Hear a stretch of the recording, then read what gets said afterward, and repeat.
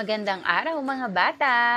Ako nga pala muli si Teacher Aika, ang inyong magiging guro sa Arts 4. Tayo ngayon ay nasa Quarter 2, Week 6 ng ating aralin. Ito ay may pamagat na Malikhaing Pamamahayag. Sa pagtatapos ng ating aralin, ikaw ay inaasahang matukoy ang mga karanasan sa pagpipinta, mauunawaan ang mga likhang sining na isinasagawa at maipahayag ang damdamin sa mga likhang sining. At bilang panimula ng ating aralin, tayo muna ay makinig sa isang awitin tungkol sa ating bansang Pilipinas na inawit ni Miss Angeline Quinto.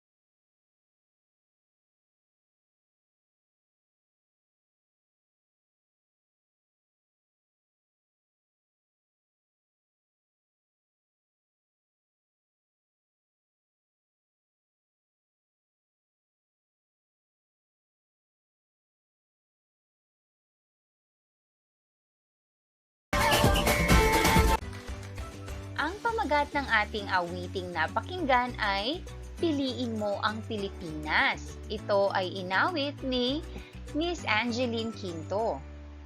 Habang ikaw ay nakikinig, maaari mo bang ibahagi ang iyong saloobin tungkol sa awitin? Isulat mo ito sa iyong kwaderno.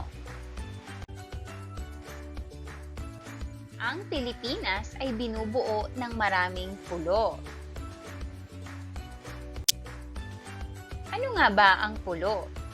Ang pulo ay lupang napaliligiran ng tubig. At ang Pilipinas ay may tatlong pangunahing pangkat ng pulo. Ito ay ang Luzon, Visayas at Mindanao.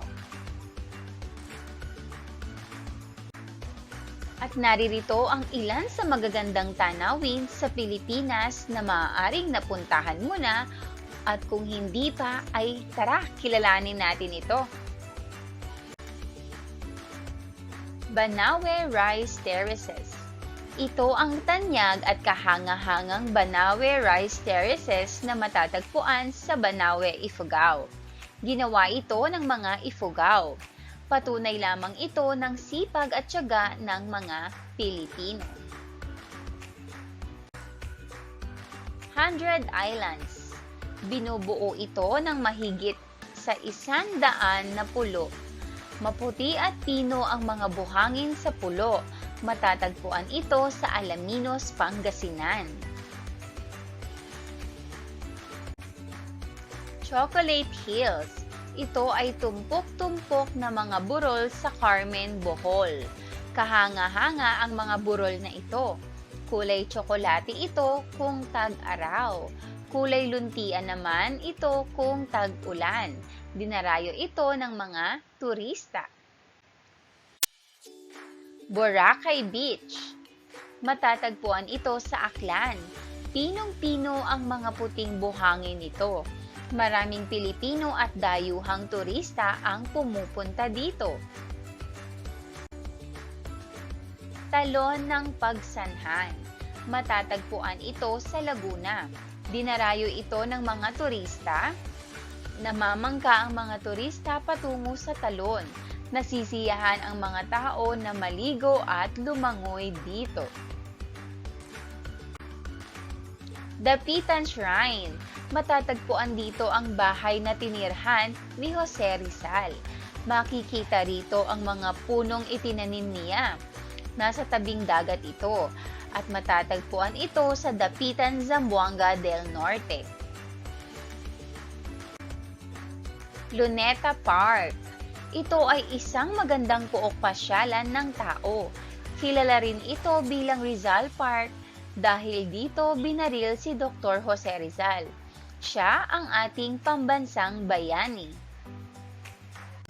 Bulkang Mayon. Kilala sa buong mundo ang Bulkang Mayon. Ito ay may hugis na halos perpektong kono.